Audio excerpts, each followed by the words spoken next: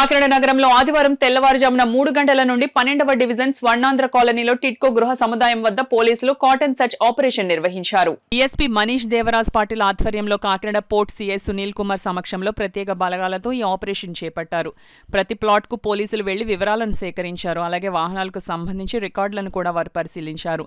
సరైన రికార్డులు లేని వాహనాలను సీజ్ చేసి పోర్ట్ పోలీస్ స్టేషన్ కు తరలించారు. ఈ సందర్భంగా డీఎస్పీ మనీష్ దేవరాజ్ పాటిల్ మాట్లాడుతూ జిల్లా ఎస్పీ జి బిందు మాధవ్ ఆదేశాల మేరకు కాటన్ సర్చ్ ఆపరేషన్ చేపట్టడం జరిగిందని ఆపరేషన్ వివరాలను మీడియాకు వెల్లడించారు.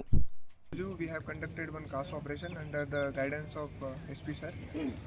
Last week there was one murder occurred here, so we have decided to do the cordon search operation here. We have seized some vehicles because they don't have proper documents, so that's why we have done the CAS operation. In other areas also we will plan such kind of CAS operations where there is a ganja issue is there or any open boozing and liquor is there. So we will try to do such kind of operation in future.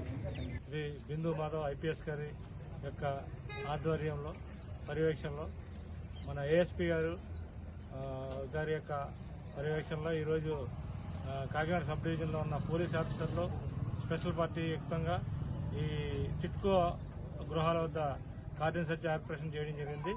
ఇక్కడ ఈ ప్రాంతంలో ఉన్న బయట ప్రదేశాల నుండి వచ్చి చాలామంది ఇళ్లకు చెక్ చేయడం, వాళ్ళకి ఇల్లు పేర్లు, వాళ్ళ యొక్క అడ్రస్లు, ఆధార్ నెంబర్ కూడా మేము సేకరించడం జరిగింది.